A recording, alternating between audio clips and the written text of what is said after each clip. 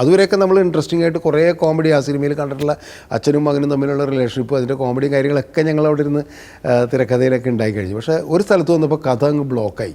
ഈ comedy സീനുകളൊക്കെ cut ചെയ്ത് കളഞ്ഞാലും സിനിമയ്ക്ക് ഒന്നും സംഭവിക്കില്ല. പക്ഷേ അന്നത്തെ കാലത്ത് അങ്ങനെയായിരുന്നു. ഇന്നസെൻറ്റും ജഗതിയൊക്കെ അഭിനയിക്കുന്ന ഒരു കാലത്ത് അങ്ങനെയായിരുന്നു. ആ കഥ എനിക്ക് നല്ല ഇഷ്ടപ്പെട്ടു.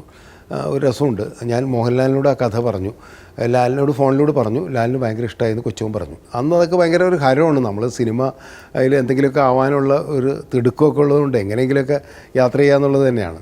എന്നെ സംബന്ധിച്ചോളം ഒരു തുടക്കക്കാരൻ എന്നുള്ള രീതിയിൽ ആ സമയത്ത് കിട്ടിയ ഏറ്റവും വലിയൊരു ഭാഗ്യവും അതൊക്കെ തന്നെയാണ്. അപ്പോൾ ലാലിന് ഈ ആംഗ്ലോ ഇന്ത്യൻ ക്യാരക്ടർ ചെയ്യാനുള്ള ഒരു നല്ല താല്പര്യം ഉണ്ടായിരുന്നു. അപ്പോൾ ഞങ്ങളെ സംബന്ധിച്ചോളം സ്ക്രിപ്റ്റ് എഴുതാൻ കുറച്ച് ദിവസമുള്ളൂ എന്നുള്ളതാണ്. അപ്പോൾ അതിൻ്റെ ഭയങ്കര ടെൻഷൻ കയറി, ആദ്യം കയറി. സെക്കൻഡ് ഹാഫാണെങ്കിൽ വർക്കൗട്ടാവുന്നില്ല. എനിക്ക് പരിചയമില്ലാത്തൊരു മേഖലയാണ് ഈ ട്രഷർ ഹണ്ട്. അതുമായിട്ട് ബന്ധപ്പെട്ട കഥകളൊക്കെ എങ്ങനെ ചെയ്യുന്നുള്ളതിനെക്കുറിച്ച് എനിക്കും ധാരണയില്ല. പ്രിയൻ അന്ന് രാത്രി പിയാനോൻ്റെ അകത്തുനിന്ന് മാപ്പ് കിട്ടിയാൽ എങ്ങനെ ഉണ്ടാവും എന്ന് ചോദിച്ചൊരു ഐഡിയ എന്നാണ് ആ ഒരു ക്ലൂ. നമുക്കതാണ് ഒരു ബ്ലോക്കായ സാധനം പെട്ടെന്ന് പല തിരക്കഥയിലും നമുക്കങ്ങനെ ഉണ്ടാവും. പിന്നീട് ഒരുപാട് ആൾക്കാർ പറഞ്ഞ് ചിരിക്കുകയും ഇപ്പോഴും പല ഓഫീസുകളിലൊക്കെ സ്ഥിരമായിട്ടൊക്കെ പലരും പറയുന്ന ഒരു ഡയലോഗുണ്ട്, എന്തെങ്കിലും ഒരു ജോലി കിട്ടിയിട്ട് വേണം ലീവ് എടുത്ത് കുറച്ച് ദിവസം വീട്ടിൽ വെറുതെ ഇരിക്കുക എന്ന് പറയുന്ന മോഹൻലാലിൻ്റെ ഒരു ഡയലോഗുണ്ട്. അത് ആക്ച്വലി സ്ക്രിപ്റ്റിലുള്ള ഡയലോഗ് ആയിരുന്നില്ല. ഒരു പാട്ടുണ്ടായതുകൊണ്ട് ഈ സിനിമയ്ക്ക് ഒരു ഗുണം ഉണ്ടാവില്ല. ഞാൻ പറഞ്ഞു നമുക്കിത് ഉപേക്ഷിക്കുക, കാരണം ഈ കഥയായിട്ട് മുന്നോട്ട് പോകും തോന്നല്ല. എനിക്കെന്തോ ഒരു കോൺഫിഡൻസ് കുറവ് തോന്നി. എൻ്റെ സിനിമാ യാത്രയിലേക്ക് എല്ലാ പ്രേക്ഷകർക്കും ഒരിക്കൽ കൂടി സ്വാഗതം. 1988 ജനുവരി 8-ാം തീയതിയാണ് കാക്കോത്തിക്കാവിലെ അപ്പൂപ്പൻതാടികൾ എന്ന് പറയുന്ന എൻ്റെ സിനിമ റിലീസായത്.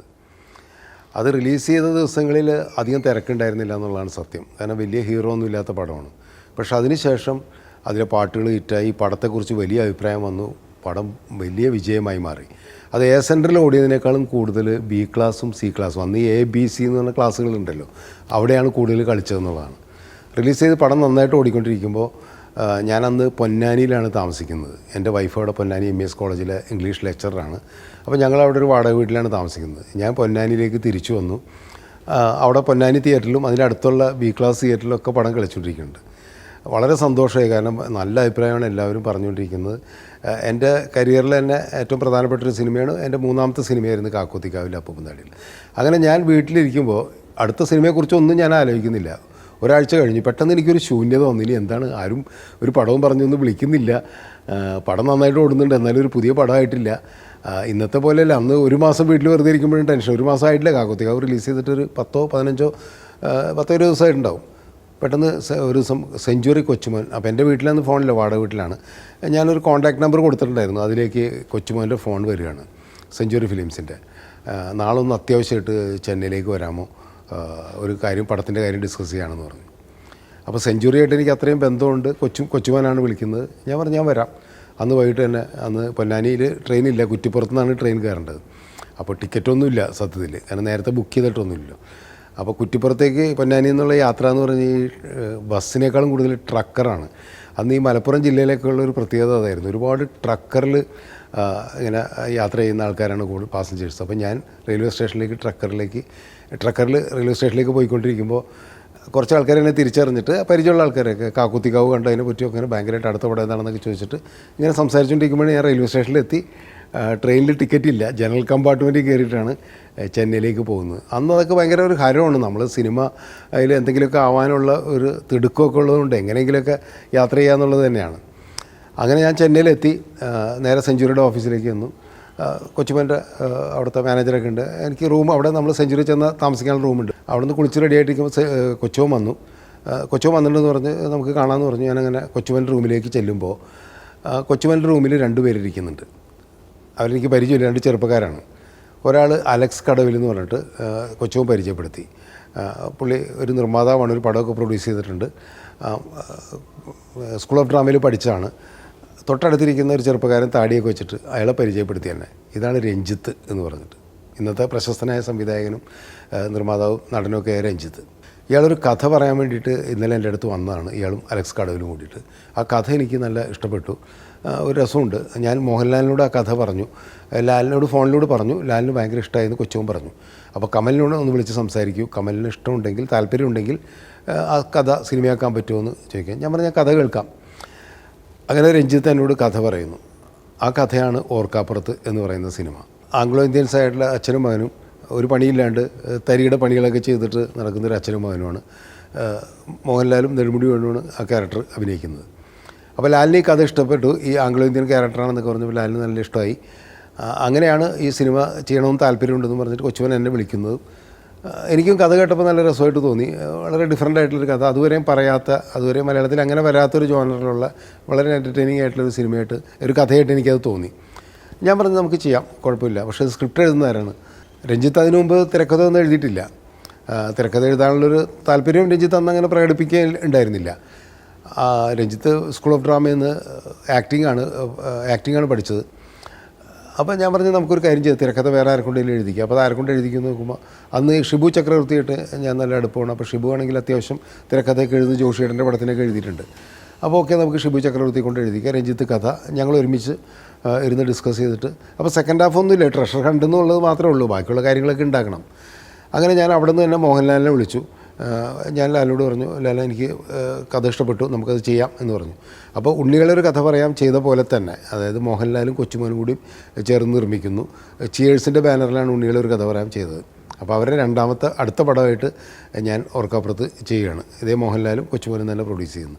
എന്നെ സംബന്ധിച്ചോളം ഒരു തുടക്കക്കാരൻ എന്നുള്ള രീതിയിൽ ആ സമയത്ത് കിട്ടിയ ഏറ്റവും വലിയൊരു ഭാഗ്യവും അതൊക്കെ തന്നെയാണ്.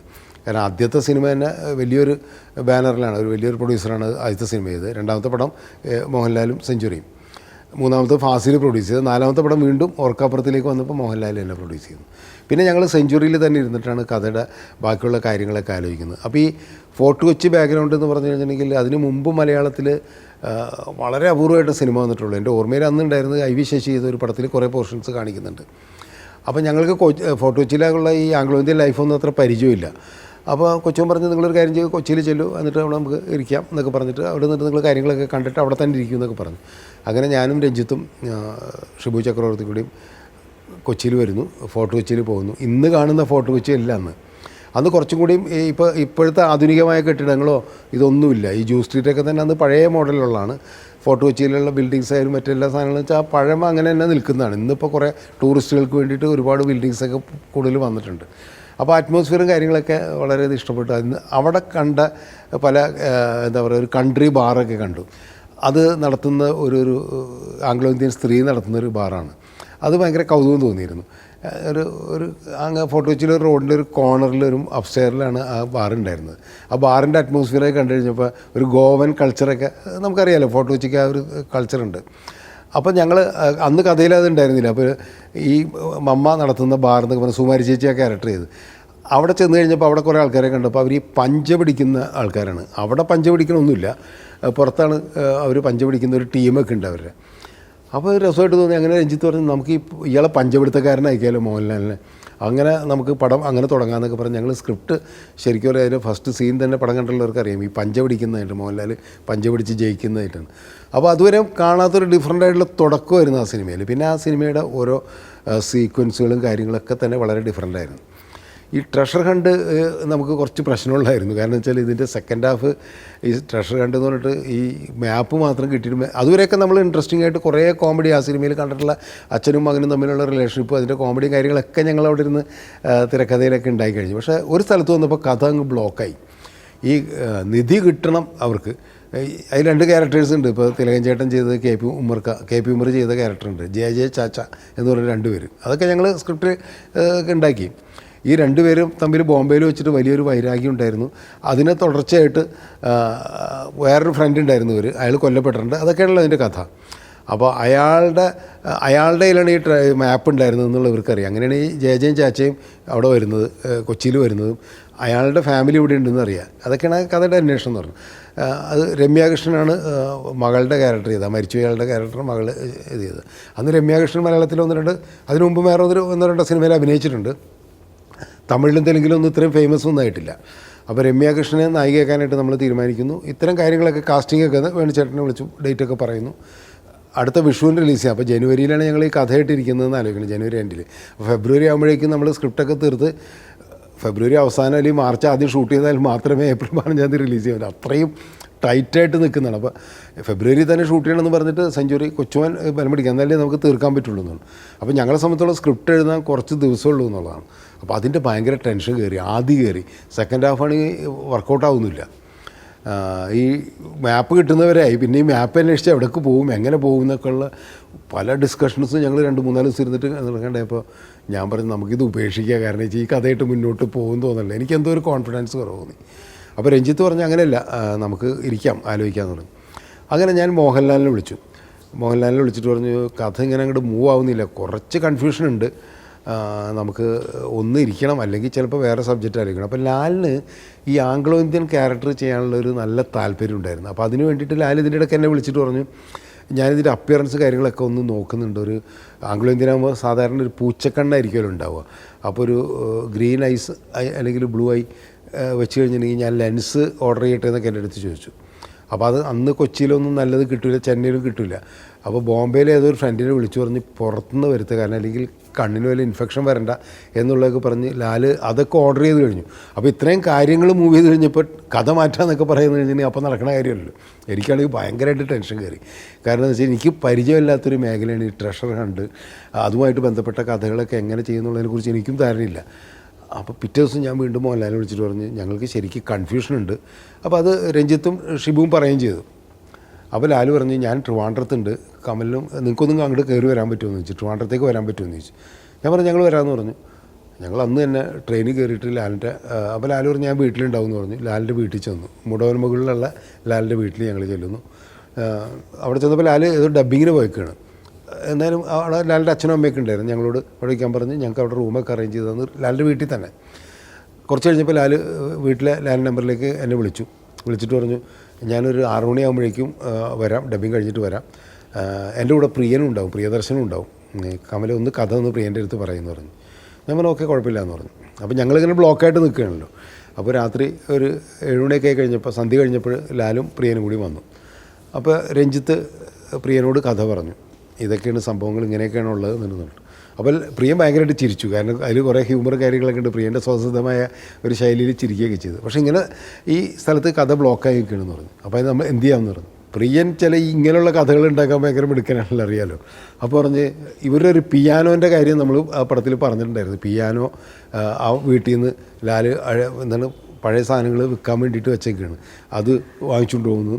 ആ പിയാനോ ഒരു ആളെ വിൽക്കാൻ ഏൽപ്പിക്കുന്നതൊക്കെ നമ്മൾ കാണിച്ചിട്ടുണ്ടായിരുന്നു. പറവൂർ ഭരതൻ ചെയ്ത ഈ ആൻറ്റിക് സാധനങ്ങൾ വാങ്ങിക്കുന്ന ഒരു ക്യാരക്ടർ ഉണ്ടല്ലോ. അപ്പോൾ പറവൂർ ഭരതന് വിൽക്കാൻ കൊടുത്ത കാര്യങ്ങളൊക്കെ നമ്മൾ ഉണ്ടാക്കിയിട്ടുണ്ടായിരുന്നു ഫസ്റ്റ് ഹാഫിൽ. അപ്പോൾ അതൊക്കെ പറഞ്ഞു കഴിഞ്ഞാൽ പുള്ളി പറഞ്ഞ് ആ പിയാനോൻ്റെ അകത്താണ് ഈ മാപ്പ് ഉണ്ടാവുന്നതെങ്കിൽ എങ്ങനെ ഉണ്ടാവുമെന്ന് ചോദിച്ചു. അതൊരു പെട്ടെന്ന് നമുക്ക് ഞങ്ങൾ ആലോചിക്കാത്തൊരു ഐഡിയ ആണ്. അപ്പോൾ ഈ പിയാനോ ഇപ്പോൾ എവിടെയാണെന്നുള്ളതാണ് ഏറ്റവും വലിയ പ്രശ്നം പിന്നത്തെ. ആ പിയാനോ പിന്നെ അപ്പോൾ നമുക്ക് കുറേ സീൻസ് ഒറ്റയടിക്ക് കിട്ടുകയാണ്. പിയാനോ അന്വേഷിച്ചിട്ട് ഇവർ പോകുന്നു, വിറ്റാളുടെ അടുത്ത് ചെല്ലുമ്പോൾ അയാൾ വേറെ സ്ഥലത്ത് കൊടുത്തു പറഞ്ഞു ഈ പിയാനോ അന്വേഷിച്ച് നടക്കുന്നു. പിന്നെ അവസാനം ഒരു ക്ലബ്ബിലുണ്ടെന്ന് പറയുന്നു. പിന്നെ അതിൽ അപ്പാജി എന്ന് പറഞ്ഞൊരു ക്യാരക്ടർ ഉണ്ടല്ലോ, ഒരു തടിയൻ, അത് NL ബാലകൃഷ്ണനാണ് ആ ക്യാരക്ടർ ചെയ്തത്. പ്രിയൻ അന്ന് രാത്രി പിയാനോൻ്റെ അകത്തുനിന്ന് മാപ്പ് കിട്ടിയാൽ എങ്ങനെ ഉണ്ടാവും എന്ന് ചോദിച്ചൊരു ഐഡിയ എന്നാണ് ആ ഒരു ക്ലൂ. നമുക്കതാണ് ഒരു ബ്ലോക്കായ സാധനം പെട്ടെന്ന് പല തിരക്കഥയിലും നമുക്ക് അങ്ങനെ ഉണ്ടാവും. പ്രിയനെ സംബന്ധിച്ചോളം അങ്ങനെയല്ല. പ്രിയൻ പറഞ്ഞ ഐഡിയ എന്ന് പറഞ്ഞു കഴിഞ്ഞാൽ പ്രിയന് പ്രത്യേകിച്ചും ഇങ്ങനെ കഥയിൽ കുനിഷ്ടുകൾ ഉണ്ടാക്കാമെന്ന് പറയില്ല, പ്രിയൻ്റെ സിനിമകൾ കണ്ടാൽ നമുക്കറിയാമല്ലോ, അതിന് വളരെ വിദഗ്ധനാണ്. ഞങ്ങൾ ആ 2 ദിവസം കൊണ്ട് ഫുൾ സ്ക്രിപ്റ്റിലേക്കുള്ള സാധനങ്ങൾ മുഴുവൻ, കഥയിൽ ബ്ലോക്കായിട്ടുള്ള സാധനങ്ങൾ മുഴുവൻ കുരുക്കഴിക്കാൻ നമുക്ക് കഴിഞ്ഞു എന്നുള്ളതാണ്. പിന്നെ ഒക്കെ പെട്ടെന്നായിരുന്നു. ഞങ്ങൾ സ്ക്രിപ്റ്റ് എഴുതാൻ തുടങ്ങി, ഷിബുവിനെ പിടിച്ച് എറണാകുളത്ത് തന്നെ ഇരുത്തി. പിന്നെ ഒരു 10-15 ദിവസത്തിന് 2 ആഴ്ച കൊണ്ടൊക്കെ ഞങ്ങൾ ഷൂട്ടിംഗ് തുടങ്ങി എന്നുള്ളതാണ്.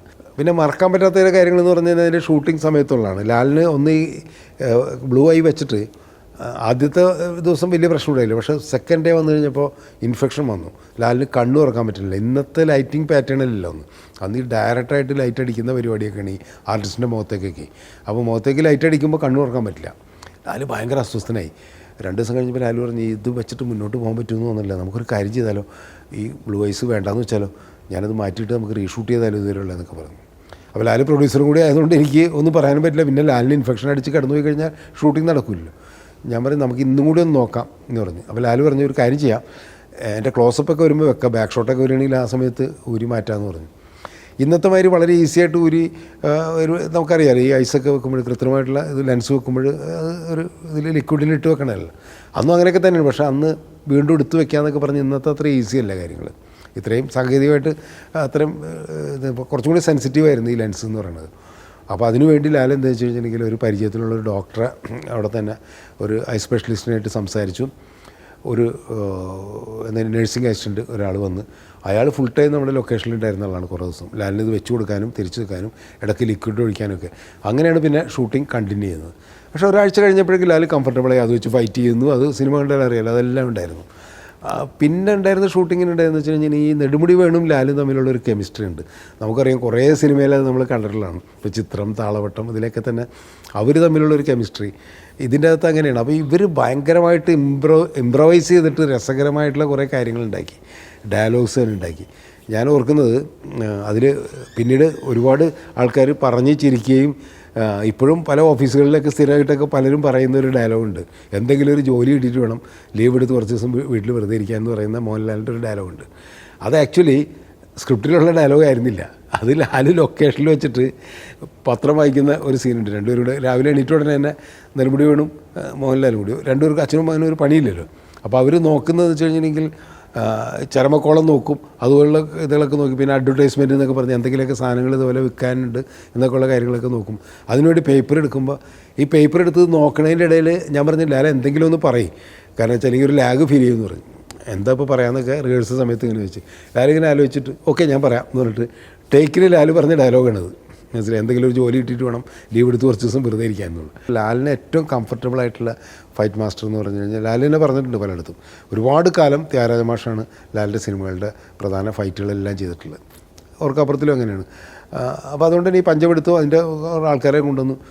അതിൽ ഒരു ഭയങ്കര തടിയും പഞ്ച് പിടിക്കാന്ന് വെച്ചാൽ ലാലിൻ്റെ കൈ ഇങ്ങനെ പിടിച്ച് കഴിഞ്ഞ് തിരിക്കുന്ന ഒരു സംഭവമുണ്ട്. ലാലിന് ഈ പഞ്ചമെടുത്തതിൻ്റെ അതിനൊരു താളമുണ്ട്, അത്ര അറിയില്ലോ. ഇയാൾ ഇത് പിടിച്ചിട്ട് ഒറ്റ തിരിയാണ്. തിരിച്ചു കഴിഞ്ഞപ്പോൾ ലാലിൻ്റെ വിഷത്തിൽ ദേഷ്യം വന്ന് വേദന എടുത്തിട്ട് ലാലിൻ്റെ മുഖത്തേക്ക് ഇങ്ങനെ നോക്കി. ഇങ്ങനെ മാഷ് വിളിച്ചിട്ട് ചോദിച്ചു ഇയാൾ ആരാണ്? അല്ല ഫൈറ്ററാണെന്ന് പറഞ്ഞു. അല്ല ഇങ്ങനെയൊക്കെയാണോ പഞ്ചപിടുത്തം? ഇത് അഭിനയിക്കുകയല്ലേ, ഇത് റിയലായിട്ട് പഞ്ചപിടിക്കുകയാണോ? അപ്പോൾ ലാലിൻ്റെ റിസ്റ്റ് ഇങ്ങനെ ശരിക്കും പറഞ്ഞെങ്കിൽ സ്വെല്ലിങ് ആയി കുറച്ച് കഴിഞ്ഞപ്പോൾ. അങ്ങനെ പിന്നെ ഒരു ബാൻഡൊക്കെ ഇട്ടിട്ടാണ് ബാക്കിയൊക്കെ ലാലതിൽ അഭിനയിച്ചത്.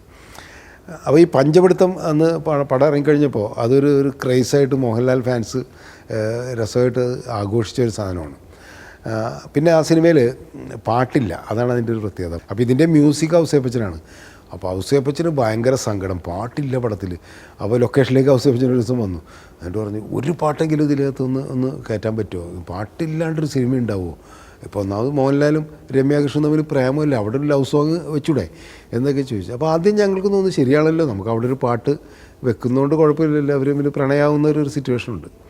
സാധാരണ നിലക്കാണെങ്കിൽ പാട്ട് അവിടെ വെക്കുന്നതുകൊണ്ട് ഒരു തകരാറുമില്ല അന്നത്തെ സമയത്ത്. പക്ഷേ എനിക്ക് തോന്നിയതെന്ന് വെച്ചാൽ ഞാൻ രാത്രി രഞ്ജിത്തിനോടൊക്കെ പറഞ്ഞു, ഞാൻ പറഞ്ഞ ആ പാട്ട് മുഴച്ച് നിൽക്കുന്ന മാതിരി തോന്നും. ഒന്നാമത് ഒരു ഇമാജിനേഷൻ സോങ് എന്ന് പറഞ്ഞാൽ മോഹൻലാൽ തന്നെ ഇമാജിൻ ചെയ്യണം, അല്ലാണ്ട് രമ്യാകൃഷ്ണൻ്റെ ക്യാരക്ടറിന് ഇമാജിൻ ചെയ്യാൻ പറ്റില്ല. കാരണം വെച്ചാൽ അവർ മാനസികമായിട്ടൊക്കെ ആകെ ഒരു വല്ലാത്ത അവസ്ഥയിൽ നിൽക്കുന്ന ഒരു ക്യാരക്ടറാണ്. അപ്പോൾ ഒരു അനാവശ്യമായിട്ട് നമ്മൾ ഏച്ചുകൂട്ടിയമായിട്ടൊരു പാട്ടാണ്. എന്തിനാണ് അങ്ങനെ ഒരു പാട്ട്? പിന്നെ ഇനി പാട്ട് ഷൂട്ട് ചെയ്യാനായിട്ടൊരു 3-4 ദിവസം വേണം. നമുക്കാണെങ്കിൽ സമയമില്ല, സീൻ ഷൂട്ട് ചെയ്തിട്ട് ഈ ഡബിങ്ങിന് കൊടുത്തിട്ട് വേണം റിലീസ് ചെയ്യണമെങ്കിൽ ഈ സമയത്ത്. അപ്പോൾ ഔസേപ്പച്ചൻ അന്ന് അവിടെ താമസിച്ചിട്ട് എൻ്റെ അടുത്ത് എങ്ങനെയെങ്കിലും പാട്ട് കണ്ടില്ല, ഞാൻ കമ്പോസ് ചെയ്യാനിരിക്കാമെന്നൊക്കെ പറഞ്ഞിട്ട് തുടങ്ങി. ഞാൻ ഔസേപ്പച്ചൻ്റെ അടുത്ത് അന്ന് പറഞ്ഞൊരു കാര്യം, ഒരു പാട്ടുണ്ടായതുകൊണ്ട് ഈ സിനിമയ്ക്ക് ഒരു ഗുണം ഉണ്ടാവില്ല. പാട്ട് വേണമെങ്കിൽ ഒരു 3-4 പാട്ട് വേണം, കാരണം അന്ന് ഈ കാസറ്റിൻ്റെ കാലമാണല്ലോ. അപ്പോൾ ഒരു സിനിമയുടെ കാസറ്റ് എന്ന് പറഞ്ഞാൽ 4-5 പാട്ടുണ്ടെങ്കിൽ മാത്രമേ ആ സിനിമയുടേതായിട്ട് കാസറ്റ് ഇറങ്ങുള്ളൂ. അല്ലെങ്കിൽ ഏതെങ്കിലും കാസറ്റിൻ്റെ ഏതെങ്കിലും പടത്തിൻ്റെ കൂടെ ഈ പാട്ടങ്ങോട്ട് കയറ്റി വിടും. ചിലപ്പോൾ നല്ല പാട്ടല്ലെങ്കിൽ നല്ല പാട്ടുണ്ടാക്കാമെന്ന് ഔസേപ്പച്ചൻ പറഞ്ഞു. ഞാൻ പറഞ്ഞു നിങ്ങൾ ഉണ്ടാക്കും നല്ല പാട്ട്, പക്ഷേ അതിൽ പാട്ട് വേണ്ട. അപ്പോൾ ഞാൻ ഔസേപ്പച്ചൻ്റെ അടുത്ത് ഔസേപ്പച്ചൻ്റെ ഇതിൽ ഒരു ചാലഞ്ച് എന്ന് പറയുന്നത് ഇതിൻ്റെ RR സാധാരണ നമ്മൾ സിനിമയിൽ ചെയ്യുന്ന ഒരു പാറ്റേൺ മുഴുവൻ മാറ്റിയിട്ട് ഒരു വെസ്റ്റേൺ സിനിമയുടെ ഒരു രീതിയിലേക്ക്, അന്ന് കാണുന്ന നമ്മൾ ഇംഗ്ലീഷ് പടങ്ങളൊക്കെ കാണില്ലേ, അതിൻ്റെ രീതിയിലേക്ക് മ്യൂസിക് ചെയ്യാം. നമ്മുടെ ഈ കേരളത്തിൻ്റെ ഒരു സാമ്പ്രദായിക മ്യൂസിക് നമുക്ക് മാറ്റാം എന്നുള്ളത്. അതിൻ്റെ RR ചെന്ന് കഴിഞ്ഞപ്പോൾ എൻ്റെ അടുത്ത് ഔസേപ്പച്ചൻ പറഞ്ഞതാണ് നമ്മളിത് വേറെ രീതിയിലേക്ക് പിടിക്കുന്നു മ്യൂസിക് എന്നുള്ളത്. ഓർക്കാപ്പുറത്തിന് ഏറ്റവും കൂടുതൽ അതിൻ്റെ ഓർക്കസ്ട്രേഷനിൽ ഒരു കോൺട്രിബ്യൂഷൻ ഔസേപ്പച്ചന് കൊടുത്ത ഒരാൾ AR റഹ്മാൻ തന്നെയാണ്. കാരണം ഈ വെസ്റ്റേൺ കോഡ്സ് ഉപയോഗിച്ചിട്ട് കീബോർഡൊക്കെ ഉപയോഗിച്ചിട്ട് AR റഹ്മാനാണ് അതിൻ്റെ കംപ്ലീറ്റ് എനിക്ക് തോന്നുന്നു ഇപ്പോഴൊക്കെ നമ്മൾ റീറെക്കോർഡ് ചെയ്യുന്ന ഒരു പാറ്റേൺ ഉണ്ടല്ലോ, മറ്റേ ഫുൾ റീലിട്ടിട്ട് തന്നെയാണ് അന്ന് ചെയ്യുന്നത്. എന്നാലും ഇത് ഫീഡ് ചെയ്യാന്ന് പറയും, കംപ്ലീറ്റ് പ്രോഗ്രാം ചെയ്യാം. അതാണല്ലോ ഇപ്പോഴത്തെ ആ രീതിയിലാണല്ലോ ചെയ്യുന്നത്. വെച്ചാൽ കീബോർഡിൽ പ്രോഗ്രാം ചെയ്യുന്ന പരിപാടികളൊന്നും അന്ന് തുടങ്ങിയിട്ടുണ്ടായിരുന്നില്ല. അന്ന് ഓരോ റീലിൽ ആവശ്യമുള്ള സീനുകൾക്ക് അപ്പം മ്യൂസിക് ഇത് ചെയ്തിട്ട് വായിക്കുക, ആ രീതിയാണ്. ഇത് നേരത്തെ AR റഹ്മാൻ പടം കണ്ട് അദ്ദേഹത്തോട് പറഞ്ഞപ്പോൾ കംപ്ലീറ്റ് പ്രോഗ്രാം ചെയ്തിട്ടാണ് ഇതിൻ്റെ ഓർക്കസ്ട്രേഷൻ ചെയ്തതെന്ന് പറഞ്ഞു. അത് അന്ന് വലിയ പുതുമയായിരുന്നു. അതുപോലെ അന്നത്തെ ഏറ്റവും പ്രഗത്ഭരായിട്ടുള്ള ആൾക്കാരൊക്കെ ഇപ്പോൾ ശിവമണി, ഡ്രംസ് വായിക്കുന്ന ശിവമണി ഉണ്ട്. ശിവമണിയൊക്കെ അന്ന് ഈ മലയാളം പടങ്ങൾക്ക് സ്ഥിരമായിട്ട് വായിച്ചുകൊണ്ടിരിക്കും. അപ്പോൾ അതിൽ ശിവമണിയുടെയൊക്കെ തന്നെ ഒരുപാട് സ്ഥലത്ത് ഈ ഡ്രംസൊക്കെ ഉപയോഗിച്ചിട്ടുണ്ട്. ഞാൻ ആദ്യം പറഞ്ഞ ഈ പഞ്ച പിടിക്കുന്ന സീനിൽ പിന്നെ പല സീക്വൻസിലും ഡ്രംസ് ഉപയോഗിച്ചേക്കുന്നതൊക്കെ വായിച്ചേക്കുന്നത് ശിവമണിയാണ്. അപ്പോൾ RR ആ സിനിമയ്ക്ക് വളരെയധികം ഹെൽപ്പ് ചെയ്തെന്നുള്ളതാണ് ആ സിനിമ. പ്രത്യേകിച്ച് ഈ ലാസ്റ്റ് ട്രഷർ ഹണ്ടിന് വേണ്ടിയിട്ട് പോകുന്നു, ജയ ചാച്ചയും പോകുന്നു, മോഹൻലാൽ വേറെ വഴിക്ക് പോകുന്നു, എന്നിട്ട് ഈ നിധി എടുക്കാൻ വേണ്ടി പോകുന്നിടത്തൊക്കെ ആ ഉപയോഗിക്കുന്ന മ്യൂസിക് നല്ല ഡിഫറൻ്റ് ആയിരുന്നു. അപ്പം ഞങ്ങളെ സംബന്ധിച്ചോളം എനിക്കുണ്ടായിരുന്ന ഏറ്റവും വലിയൊരു ചാലഞ്ച് എന്ന് പറയുന്നത് ഈ ചുരുങ്ങിയ ദിവസം കൊണ്ട് ഇത് RR ചെയ്ത് മിക്സ് ചെയ്ത് പടം ഏപ്രിൽ 15-ാം തീയതി തിയേറ്ററിലെത്തിക്കുക എന്ന് പറയുന്ന ഒരു വലിയ വെല്ലുവിളിയാണ്. അത് ഇപ്പോൾ ആലോചിക്കുമ്പോൾ എനിക്കൊരിക്കലും ചെയ്യാൻ പറ്റില്ല, എനിക്കെന്നല്ല ആർക്കും ചെയ്യാൻ പറ്റില്ല. 2 മാസം കൊണ്ട് ഷൂട്ടിംഗ് തീർത്ത് പടം റിലീസ് ചെയ്യുക എന്ന് പറയുന്നത് ഭയങ്കര റിസ്ക് ആയിട്ടുള്ളൊരു കാര്യമല്ലേ. അന്ന് അങ്ങനെ എല്ലാവരും കൂടി ഒരുമിച്ച് നിന്നു എന്നുള്ളതാണ്. അങ്ങനെ വിഷുവിന് പടം റിലീസ് ചെയ്തു. അതൊരു വലിയ വിജയമാവുകയും ചെയ്തു. കാരണം ഒരു വിഷു കാലത്ത് വന്നിട്ട് ഒരു കമേഴ്ഷ്യൽ ഹിറ്റ് ഉണ്ടാകുക എന്ന് പറയുന്നത് വലിയൊരു കാര്യമാണ്. കച്ചവട സിനിമയാണെങ്കിലും അതിനെ ജെനുവിനായിട്ട് സമീപിക്കുക. കച്ചവട സിനിമ എന്ന് പറയുന്നത് ഒരു വലിയ പാപമൊന്നുമല്ല. കാരണം നന്നായിട്ട് കമേഴ്ഷ്യൽ സിനിമ ജനങ്ങൾക്ക് കാണാൻ വേണ്ടിയിട്ട് തന്നെയാണ് ജനങ്ങൾ. അതിനെ നമ്മൾ സത്യസന്ധമായിട്ട് സമീപിക്കുക. അതിൻ്റെ അകത്ത് ജനങ്ങൾ കാണാൻ വേണ്ടിയിട്ടാണെന്ന് പറഞ്ഞ് കുറേ സാധനങ്ങൾ കുത്തിക്കയറ്റാതിരിക്കുക എന്നുള്ളൊരു പാഠം ശരിക്കും എനിക്ക് ഓർക്കാപ്പുറത്ത് എന്ന് പറയുന്ന സിനിമയിൽ കിട്ടിയെന്നുള്ളതാണ്. പിൽക്കാലത്ത് അതെല്ലാ സിനിമയിലും ഞാൻ പാലിച്ചിട്ടുണ്ടോ എന്ന് ചോദിച്ചു കഴിഞ്ഞിട്ടുണ്ടെങ്കിൽ അങ്ങനെയൊന്നും ഉണ്ടാവില്ല. പക്ഷേ എങ്കിൽ പോലും അതൊരു പാഠമായിട്ട് ഞാൻ ഓർക്കാറുണ്ട്. പല സിനിമകൾ ചെയ്യുമ്പോഴും ഞാൻ ഓർക്കാറുണ്ട്. ഇപ്പം അനാവശ്യമായിട്ട് കോമഡി സീനുകളൊക്കെ അന്നത്തെ ഒരു ഫാഷൻ അതായിരുന്നല്ലോ. ഈ സിനിമകളിൽ മെയിൻ ട്രാക്കായിട്ട് യാതൊരു ബന്ധമില്ലാണ്ട് കോമഡി കയറ്റും. ഈ കോമഡി സീനുകളൊക്കെ കട്ട് ചെയ്ത് കളഞ്ഞാലും സിനിമയ്ക്ക് ഒന്നും സംഭവിക്കില്ല. പക്ഷേ അന്നത്തെ കാലത്ത് അങ്ങനെയായിരുന്നു. ഇന്നസെൻറ്റും ജഗതിയൊക്കെ അഭിനയിക്കുന്ന ഒരു കാലത്ത് അങ്ങനെയായിരുന്നു. നമ്മൾ ഓർക്കാപ്പുറത്ത് കണ്ടു കഴിഞ്ഞാൽ അറിയാം, ഇന്നസെൻ്റൊക്കെ അഭിനയിച്ചിട്ടുണ്ടെങ്കിലും കഥയ്ക്ക് ആവശ്യമില്ലാത്ത ഒറ്റ കോമഡി സീൻ പോലും ആ സിനിമയിലില്ല. ഒക്കെ കഥയായിട്ട് കണക്റ്റഡാണ്. കഥയുടെ ഇതിന് മുന്നോട്ട് കൊണ്ടുപോകാൻ വേണ്ടിയിട്ടുള്ള സീനുകളിൽ കോമഡി പറയുന്നു എന്ന് മാത്രമേ ഉള്ളൂ കഥാപാത്രങ്ങൾ. അതിപ്പോൾ നെടുമുടി വേണും മോഹൻലാലും തമ്മിൽ സംസാരിക്കുമ്പോൾ പോലും ഒരുപാട് കോമഡി ഉണ്ട്. പക്ഷേ അതൊക്കെ കഥയെ മുന്നോട്ട് കൊണ്ടുപോകാൻ വേണ്ടിയിട്ടുള്ളതാണ്. അല്ലാണ്ട് കോമഡിക്ക് വേണ്ടിയിട്ട് നമ്മൾ സീൻ ഉണ്ടാക്കിയിട്ടില്ല. അതുപോലെ ഞാൻ ആദ്യം പറഞ്ഞ പോലെ പാട്ട് വേണ്ടാന്ന് വെച്ചതും അതിൻ്റെ ഒരു മേന്മയായി മാറി. കാരണം പാട്ടിന് ഒരു സ്കോപ്പ് ഇല്ലാത്തൊരു സിനിമയാണത്. പക്ഷേ അതിന് മ്യൂസിക് ഉണ്ട്, അതിന് വളരെ നല്ല മ്യൂസിക് ഉണ്ട്. അപ്പോൾ ഇതാണ് ഒരു സിനിമ, കച്ചവട സിനിമയിൽ എന്തായാലും അത് ജെനുവിൻ ആകുക എന്നുള്ളതാണ് ഓർക്കാപ്പുറത്ത് എന്ന് പറയുന്ന സിനിമ കൊണ്ട് എനിക്ക് കിട്ടിയിട്ടുള്ള പാഠം.